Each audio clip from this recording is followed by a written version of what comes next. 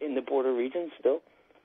And you're listening to Radio Free Erin. We're talking. It's actually going to be an hour-long obituary for the provisional IRA and provisional Sinn Féin. We're discussing two books that are out now, and I would recommend getting them. Henry McDonald has Guns, Smoke, and Mirror. Anthony McIntyre has About the Death of Irish Republicanism, written from their own particular points of view. Liam Clark last week wrote about the differences between the two different points of view. If you want to read that, go to Newshound, Nuzhound, newshound.com, and you'll get to read a lot of the articles that are written about these two books, and I hope they just get more airtime just to give a different point of view. And and on this side of the Atlantic, you're not even getting, say, the Adams point of view. It's just Ireland is just not discussed anymore. It's off the radar completely, and it's just very few stations that cover it. And John, I think we should mention that you can also find Henry's articles in The Guardian and The Observer on Newshound, News, N-E-W-S, Hound, H-O-U-N-D, and that Anthony has a blog, The Pensive Quill, which is updated several times a week, and you can go to that.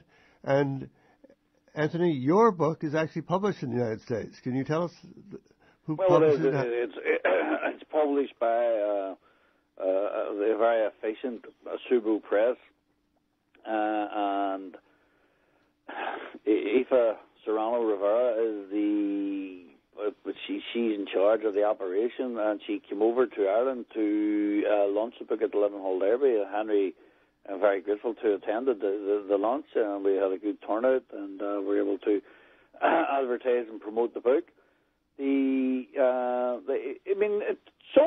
It's strange, because I had been writing for years on this thing that got to maybe 15 years, and it was an American publisher that took the interest. I tend to feel that over here in Ireland, they want a nice type of book about the peace process.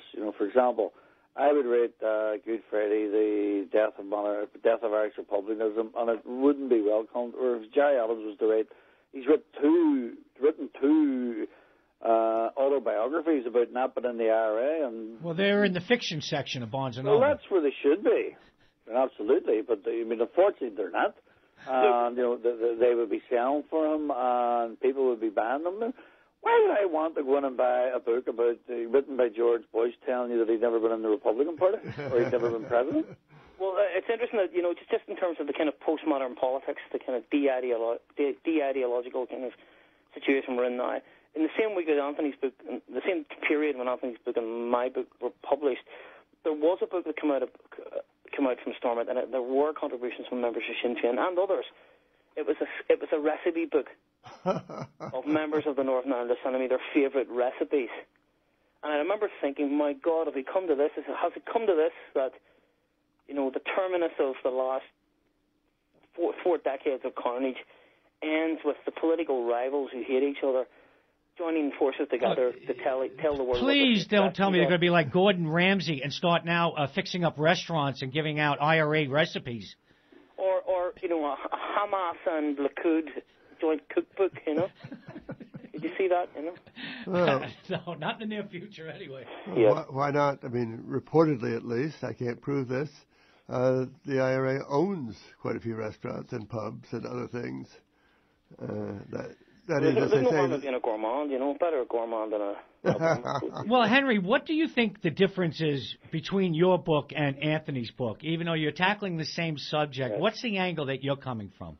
Simply because we're coming from different angles. I come from an angle that I don't think the war should have ever been started, okay? I think it was an immoral and futile war from the year dot. I haven't said that I can understand why young men and women joined up. But would you consider 1916 an immoral start to that war?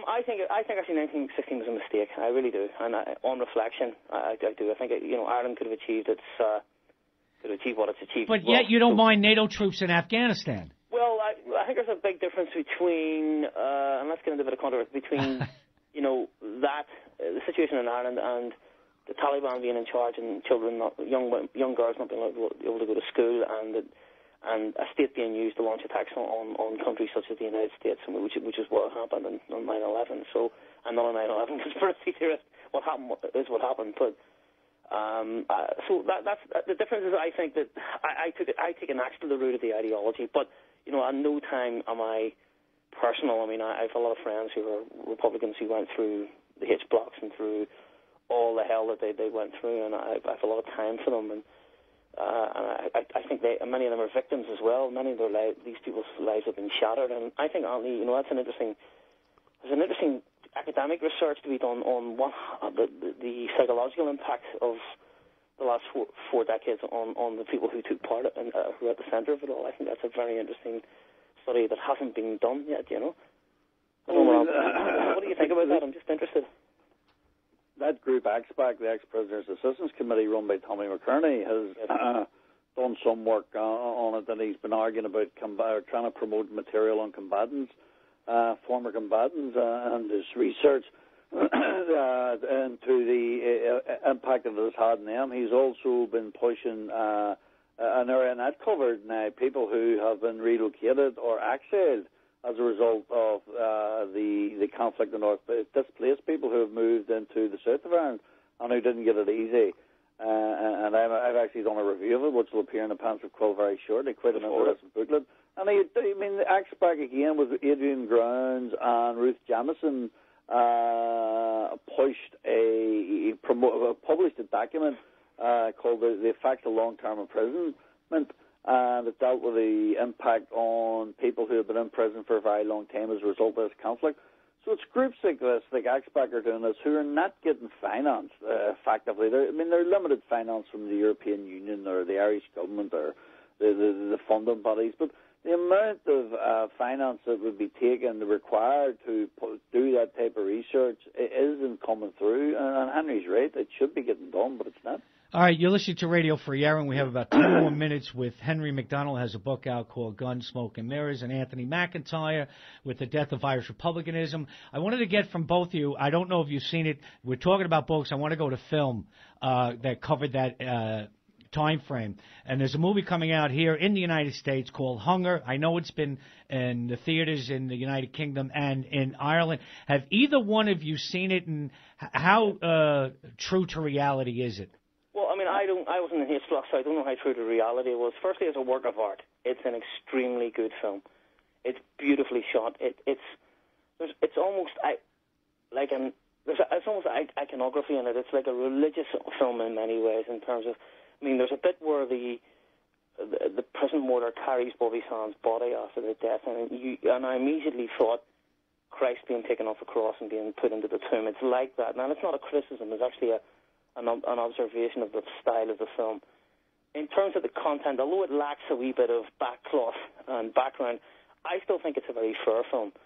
It is not a eulogy in terms of the IRA or anybody else. There's a horrific murder scene of a prison officer, which is quite ghastly.